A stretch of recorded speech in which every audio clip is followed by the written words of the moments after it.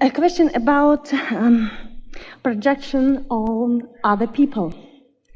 And I would like some help because I understand how to do it on other people, and I do it very successfully, because I don't have any momentum about them. Projection on other people? Yes, I mean, when you see the strength of another person, even though he doesn't realize it, but you see it, and you tell it to him, or you show it in a different way, somehow I feel that I'm a catalyst for them to see it, to help, to enable them to see it. But I don't have any momentum about them, you see? But I do have a momentum about myself. So it's easier for you to expect or anticipate for those that you don't have negative momentum. That's logical, isn't it? Yes, it is. So? So think about what you just said. You're new in the moment. Yes. You're not dragging the past into it. Mm-hmm. There's no past to activate, and so there is no past that you are activating. So it's just you and another, fresh in this moment, and you feeling good and flowing pure positive energy toward them. So what aspect of that could you carry forward in thinking about yourself? Don't bring the past into it. Start fresh and new in the moment. Which is what we've been talking about quite a bit already here today. What that requires is a willingness to, or an understanding that, let's just say it to you bluntly, you can't explain yourself anyway. So why do you try so hard? So do you think that it is a feeling of not being quite where I want to be that makes you continue to want to justify where you are? And who are you justifying to? Others who you feel don't understand you or that you need to explain to. But if your dominant relationship that you were wanting to accomplish and keep going were the relationship between you and your inner being, wouldn't that take care of quite a bit of that? Because your inner being does not need you to explain who you are or where you stand in proximity to what you desire. Your inner being knows all of that. What do you think? You're in a very clear place, and so we think we can have a very good conversation that will be helpful to so many. What do you think causes you to not think as kindly of yourself as you do a stranger or a new person? You already said that there's no momentum, but what kinds of thoughts do you find yourself thinking that are hindering? Because I know that it's all about talking about things that are not working for me, but if you're just standing in your now, what is it about being in the now that seems to require an explanation?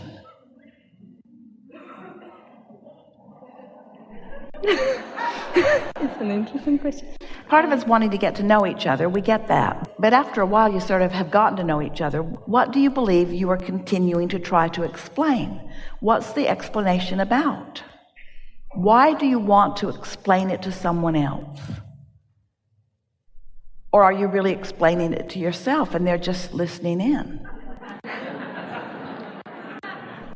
We've been calling it rationalization or justification or defensiveness. So if you're in a place of defensiveness, you're more likely to do that. But what if you got a good night's sleep? And what if, when you awakened, you knew that you were new in the day and that any momentum on anything has subsided, and while you still do hold beliefs, you're having a fresh start where you could choose momentum? And what if this morning and tomorrow morning and the next morning and the next morning you were doing that so that you were fresh in this moment? So you were fresh to yourself like the stranger is fresh to you. Would it keep you from needing to explain so much? What if you began to define yourself in terms of how you feel rather than who you are, or how you feel rather than where you've been, or how you feel rather than what you've been doing, or how you feel rather than what happened in your life? I was raised this, or I'm a recovering this, or if you could just resist the temptation to try to describe and define yourself so much. What if you pretended, or what if you knew what we actually know? they're not that interested in you anyway. What if they didn't care where you've been or how you got to where you are? What if they were just there because law of attraction brought you together? And what if they were just there to mine your positive aspects? What if they were just there to mine or co-create with your points of harmony? What if you are nothing more or nothing less, and we mean nothing less because it's a lot? What if you were, to the others that you met, a cooperative component that the law of attraction has brought together, not to explain where you've been and not to explain how long you've been there, but just to co-create with you in this dance right here and now?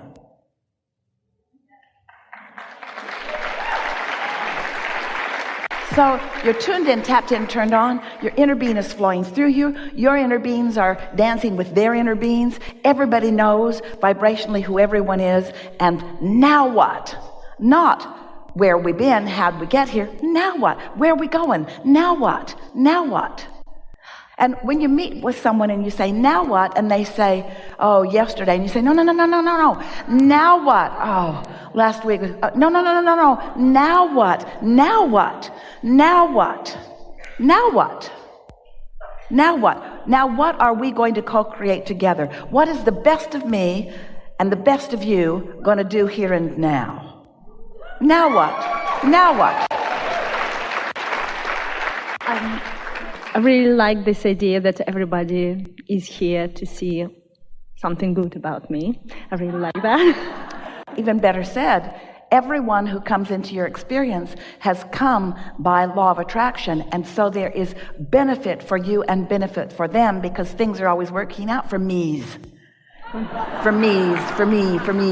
Things are always working out for me's. Things are always working out for me's, for you's, for me's, for us's. Everything is always working out for all of us. And so here we are. And could it be enough? Couldn't you just say, well, here we are, this must matter. Here we are on the elevator, maybe for the first time. Here we are just making eye contact as we're passing in an airport. Here we are, making the most of every moment, because your inner beings are always making the most of every moment, you see. And the less you are trying to explain how you got to where you are, and the more you're accepting the goodness and the rightness and the perfection of where you are, right here, because your point of power is here, now, never then, now. Thank you. I really appreciate it. So you've met a stranger. So take it to where you were going. Your question's good. Now we've laid a basis. Let's talk about it. I would like to find my new professional path, something new for myself, something that I will really like. We think that's really good. So at first, you're talking about then, and now you're talking about then. And we keep wanting to talk about now. We keep wanting to talk about now. So, do you believe that the path is known? I want to believe in it. Do you believe that there is a vibrational creation? Yes, I do. Do you believe that it's out ahead of you? That there is a vibrational creation that will be realized by you, that has already been revealed, but will be realized by you, that you will experience as it unfolds? How far down the path do you need to look when you're in your now? If you are dissatisfied with your now, we can see why you might want to look further down. But if you're satisfied in your now, if the path is just unfolding, can you feel how, whether you're looking back or too far forward, or even very forward at all, you're not utilizing the power of now? I try to talk with myself about why I want it, but it doesn't seem that it's, how shall I put it? It's an effort, and it doesn't seem like flow. First of all, effort is never a good idea, because it isn't flow. Because when you're offering effort, it's because you're trying to overcome something, and the thing that you're trying to overcome is getting bigger and bigger and bigger and bigger and bigger. So, do you accept that There is a convergence right now between you and your inner being. Yes, and I feel it right now. And can you feel that your inner being is present tense of everything that you're calling future tense? This is an important thing to acknowledge. Your inner being is present tense of everything that you want to call future tense. In other words, your inner being is living what you're going to receive and allow yourself to experience. So your inner being is already there. So can you feel how managing your vibration, which is what we've been talking about all morning, is about feeling the way your inner being feels, about attuning to that vibrational frequency. And so if you were tuning to your inner being's frequency, who is already living what you want to live, can you feel the satisfaction that you would live right now? You've got to become at one with the idea of always being incomplete, in the sense that there's always going to be more vibration to be realized, more thoughts that are going to turn into more things. But if you are standing in your now and you're reaching for awareness of the things before you've been ready to receive the vibration of them, then you get into that efforting place. You've created lack within yourself, and now you're standing in dissatisfaction rather than in joyous anticipation. Can you feel that? So what to do about it? Let's turn it into a practical conversation. So start again, just like you did, because the thoughts that you had lined up are leading us very well in this conversation. So just pretend that you haven't spoken to us yet, but that you understand everything that we've just talked about, and ask again. Okay. Because you do understand more than you understood when you sat down. Everyone does, don't you? So now, ask those same things again from this different point of knowing. How can I find my way into my vortex? How can I find my way into my vortex? My vortex. Something that I want. There's still a component that is missing in understanding here, and that is, you see, everything that you want is so that you'll feel good now, and you can stand in your now and feel good now. So what is it that you're reaching for? What is it that you want?